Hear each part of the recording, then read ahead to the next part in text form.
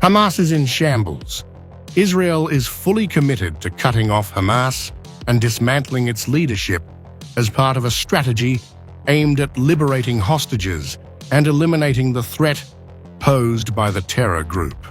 This approach is multifaceted, combining military action, diplomatic maneuvers, and psychological tactics to achieve Israel's objectives.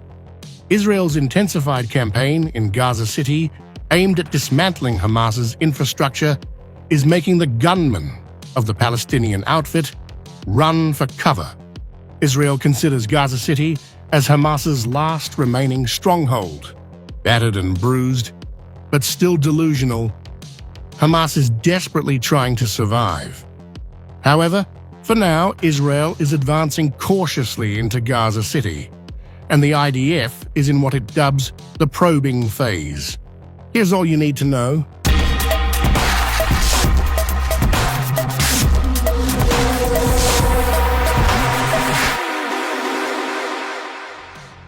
The IDF forces are persistently conducting their operations with a measured and careful approach on the ground. The soldiers are progressing incrementally, engaging in what the Israeli military refers to as the probing phase. As the IDF familiarizes itself with the landscape and the movements of the enemy, the Hamas forces still present in Gaza are reinforcing their positions in the city center, deliberately steering clear of direct encounters with Israeli troops. Additionally, the extent of the ground maneuvers is influenced by the rate of civilian evacuations. Simultaneously, the IDF approximates that roughly 2/3 of the Hamas brigade in Gaza City have departed the area, retreating south towards designated humanitarian zones. Since the operation commenced, a minimum of 200 terrorists have been eliminated, averaging around 15 to 20 each day. The majority of these strikes are executed using highly accurate intelligence, as the militants frequently remain concealed in underground locations, avoiding movement on the surface.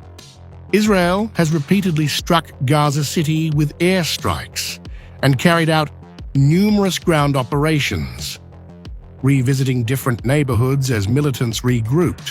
While the exact population of the city remains unclear, it held the title of the largest city in Gaza before the outbreak of conflict.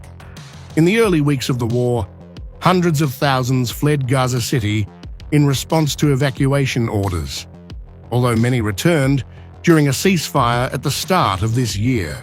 For certain Palestinians, there is virtually nothing remaining to inhabit. Gaza, as they knew it, has vanished.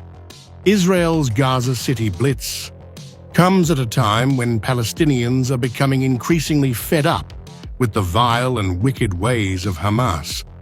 In recent months, Palestinians have flooded the streets of Gaza in an unusual and straightforward expression of frustration towards Hamas.